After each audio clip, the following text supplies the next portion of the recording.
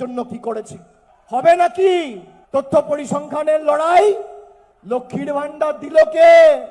তৃণমূল কংগ্রেস আবার কে?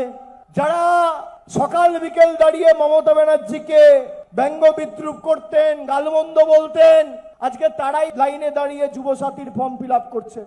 কি সুন্দর! এটাই তো গণতন্ত্রের রীতি। আমরা যখন সরকারে, যারা আমাদের ভোট দিয়েছে, আমাদের সরকার, তাদের জন্য কাজ করতেও বদ্ধপরিকর, যারা বিরুদ্ধে দিয়েছে তাদের জন্য কাজ করতেও বদ্ধপরিকর। আর শুধু বলেনি, তিনি করে দেখিয়েছেন।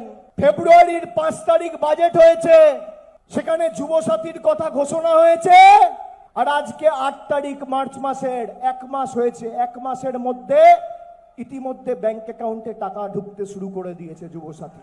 আজকে রবিবার, ব্যাংক বন্ধ। সোমবার মঙ্গলবারের মধ্যে যে 79 লক্ষ যুবকেরা যুবসাথীর জন্য ফর্ম ফিল আপ করেছেন, সবার অ্যাকাউন্টে মামাটি মানুষের সরকার টাকা পৌঁছে দেবে দুদিনের মধ্যে। আমাদের রাজ্য সরকার সম্পূর্ণভাবে নিজেদের কোষাগার থেকে কেন্দ্রের কোনো সাহায্য ছাড়া বাংলা জুড়ে প্রায় 34 লক্ষ প্রকৃত প্রাপকদের বাড়ির টাকা 1,20,000 টাকা পৌঁছে দিয়েছে। আপনি আসুন, লড়ুন তৃণমূলের সাথে। পরিবর্তন চাই, তাই নাকি বিজেপি চাই না? কি বলেছে তারা? পাল্টানো দরকার বিজেপি সরকার। তৃণমূলকে আর বাংলার মানুষকে পাল্টাতে